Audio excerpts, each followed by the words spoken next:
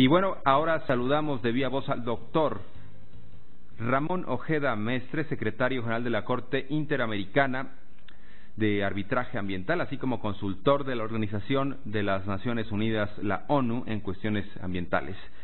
Gracias por estar con nosotros, doctor. Habla Jorge Armando Rocha. Buen día. Jorge Armando, muy buenos días a ti y a tu auditorio. Doctor, se veía venir esta decisión porque lo prometió en campaña Donald Trump. Ahora ya como presidente anuncia formalmente que Estados Unidos abandona este acuerdo de París. ¿Qué lectura le da a esta decisión, doctor?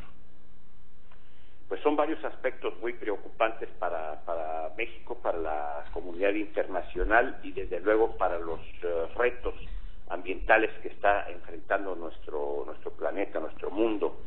En primer lugar, yo diría que el efecto en los Estados Unidos, hacia adentro de los Estados Unidos, va a tener una repercusión muy favorable entre los intereses más conservadores, en razón de que es obvio que lo hace por una intención económica para poder seguir utilizando el carbón de piedra, el energético natural más barato, más económico que tienen los Estados Unidos para afrontar la temporada de calor con los aires acondicionados y la temporada de invierno con las calefacciones.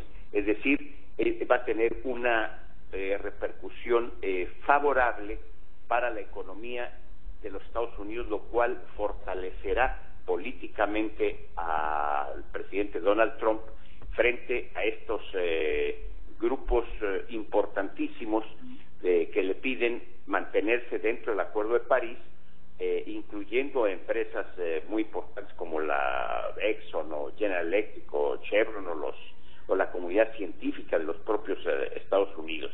En segundo lugar, yo diría que el efecto que va a tener en el mundo es un efecto aislacionista, es decir, va dejando solo el liderazgo y la fuerza de los Estados Unidos de América frente a grupos tan importantes como el de la Unión Europea. Hay que recordar que lo que llamamos Acuerdo de París fue suscrito por más de 190 países, incluyendo a México, que sirvió de cabildero en algunas de las partes de su proceso.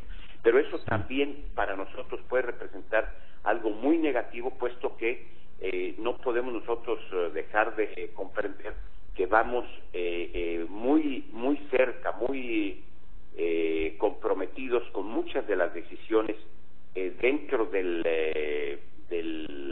área, dentro de la región del continente americano y en particular del centro y norte de América, en donde el comercio de México, las inversiones extranjeras, el turismo, los trabajadores migratorios, etcétera, son aspectos muy importantes de nuestra agenda bilateral con los Estados Unidos, de tal manera que si el presidente Trump y los Estados Unidos han tomado un rumbo distinto, pues nosotros tendremos necesariamente que revisar todas nuestras políticas, todas nuestras acciones para poder no entrar en colisión, en directo choque con Trump. Y tercer lugar, no quiero extenderme demasiado, la parte que se refiere al acuerdo paralelo del Tratado de Libre Comercio. Estamos en pleno proceso de negociación del TLC, del NAFTA, y nosotros tenemos dentro de ese NAFTA, dentro de ese TLC, un acuerdo paralelo en materia ambiental que seguramente también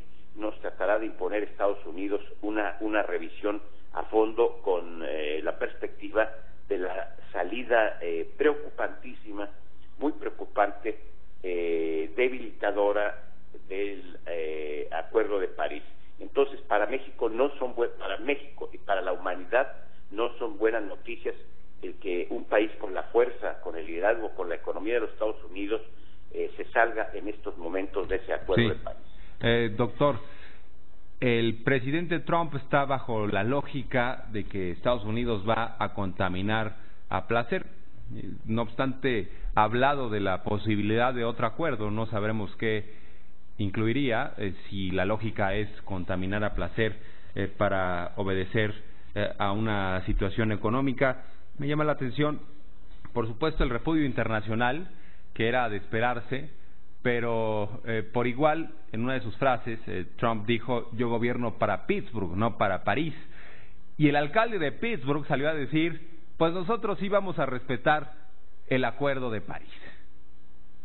Efectivamente, te insisto, hay muchas voces de la comunidad científica y de la comunidad empresarial de Estados Unidos que no estarán de acuerdo con él, pero es indudable que para todos los contribuyentes norteamericanos y para las empresas que utilizan el carbón de piedra, el ahorro económico va a ser significativo.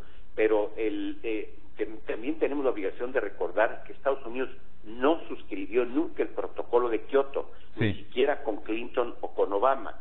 Entonces, es la continuación de esta misma política de Estados Unidos de ir ganando tiempo, ir fortaleciendo su economía con el resultante o con la resultante de que ellos son uno de los países, si no es que el que más contamina con óxidos de carbono por sus procesos de combustión, junto con China, ¿no? Debilita la capa de ozono e incrementa el calentamiento global del planeta. ¿Le vería sentido, doctor, un acuerdo nuevo?